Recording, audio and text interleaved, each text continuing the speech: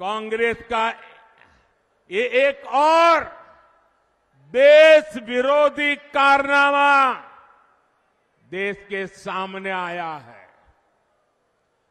तमिलनाडु में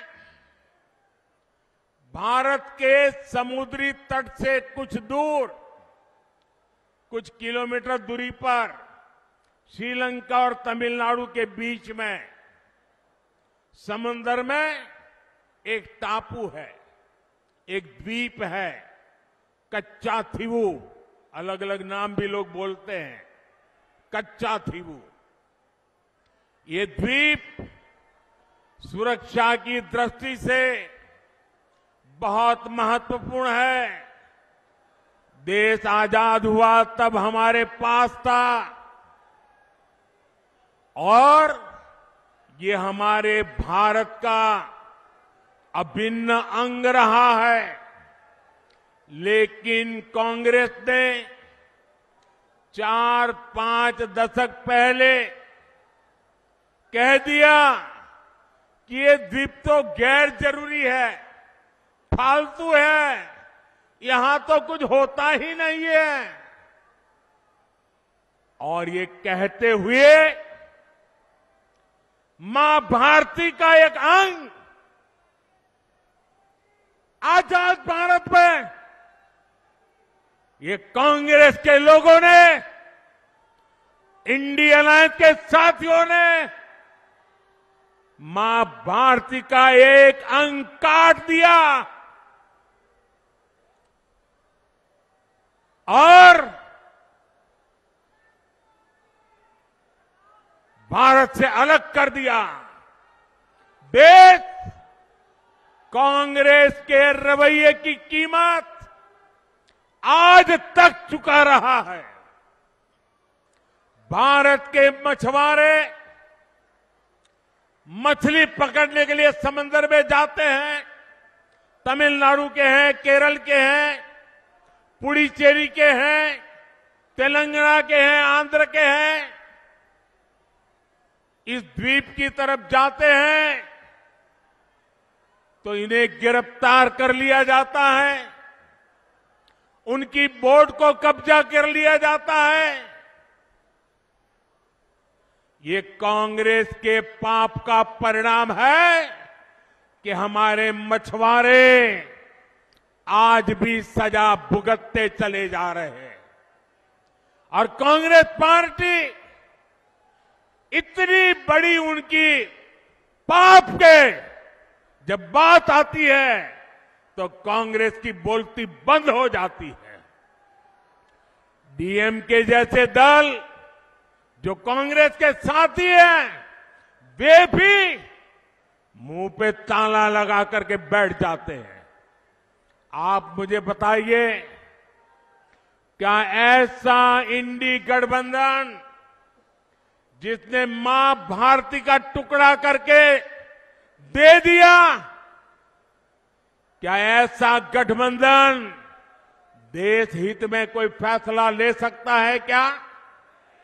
देश का भला कर सकता है क्या? देश को एक रख सकता है क्या?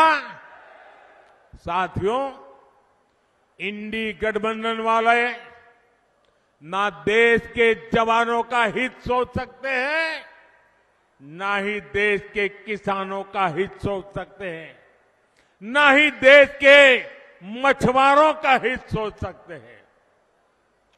किसानों से नफरत करने वाले इंडी गठबंधन ने चौधरी चरण सिंह जी को भी उचित सम्मान नहीं दिया। जब चौधरी साहब को भारत रत्न पर संसद में चर्चा हो रही थी, तब इंडी गठबंधन ने पार्लियामेंट के अंदर जो किया वो पूरे देश ने देखा है। जब हमारे छोटे भाई जयंत चौधरी संसद में चौधरी चरण सिंह जी के भारत रत्न के सम्मान को लेकर के बोलने के लिए खड़े हुए, तो उनकी आवाज को रोकने की कोशिश की गई। भाई जयंत चौधरी को अपमानित करने का प्रयास किया गया।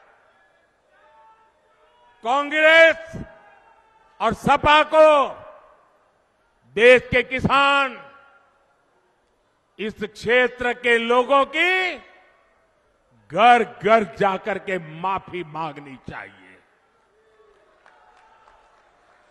और यहां का एक नागरिक कभी भी कांग्रेस, सपा जैसे उनके साथियों को कभी भी माफ नहीं कर सकते। साथियों, चौधरी साहब ने अपना जीवन किसानों की समृद्धि के लिए समर्पित किया था। हमारी सरकार भी किसानों के कल्याण को सर्वोच्च प्राथमिकता देते हुए काम कर रही है। यहां तो इतनी बड़ी अनाज मंडी है, यहां की गुड़ की मंडी सारे देश में जानी जाती है। आप भूले नहीं होंगे कि कैसे आप गन्ना किसानों को परेशान किया गया। गन्ना किसानों के हजारों करोड़ रुपए बकाया होना सामान्य बात हो गई थी। चीनी मिलों को धड़ाधड़ बंद किया जा रहा था, कोड़ियों के भाव बेचा जाता था। मोदी ने किसानों के साथ हो रही ये सारी हेराफेरी बंद करा दी है। साथ